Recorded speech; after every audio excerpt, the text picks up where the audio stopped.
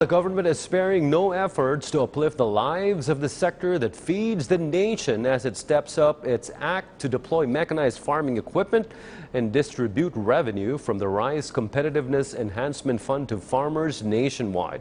PTV correspondent Karen Villanda on an upbeat Aggie chief on developments that have obtained in the troubled rice industry since he took office 100 days ago in this report.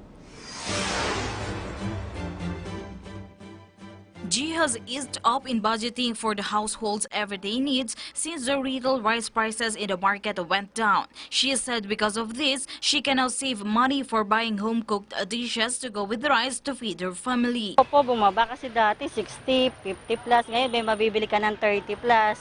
Bumaba po. According to the Department of Finance, the retail price of rice went down 8 pesos since the implementation of Rice Tariffication Law. Along with this, the price of unhusked rice grains bought from our farmers was also went down. In the 100th day of service of the Department of Agriculture Secretary William Dar, he pointed out the programs of the government made to support the farmers to increase their production and income. This through the distribution of seeds and machines in line with the Rice Competitiveness Enhancement Fund or RCEF, a 10 billion peso government subsidy drawn from the proceeds of the Rice Tariffication Law. Through these machines, a formidable amount in production cost savings is expected. Yung paggamit po ng makinarya, okay?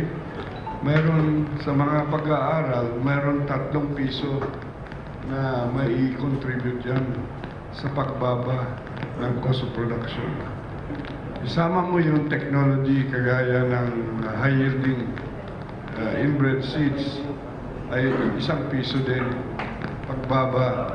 Currently, the National Food Authority is using the 7 billion peso fund to procure rice directly from the farmers. Likewise, small farmers cultivating 2 hectares of agricultural land will receive 5,000 pesos. This comes after the President Rodrigo Duterte approved a 3 billion peso budget for the unconditional cash transfer. Along with the efforts to cut down retail rice prices, the DA is coordinating with the Department of Finance to intercept smuggled rice entering the country that adversely affects the price of rice in the market. Meanwhile, in containing the African swine fever in the country, which may affect the supply of pork meat, the DA has set aside a 375 million fund. Despite the problems encountered, the DA Secretary is positive his department will lay out new commitments for the months up ahead. He also underscored the strong and positive start in his term and stressed he's only just begun.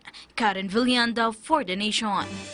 Beyond the headlines, it's news with a different perspective. before the day ends, For events that shape our views and impacts the world around us. we keep you up to speed. With Richmond Cruz and Charms Espina.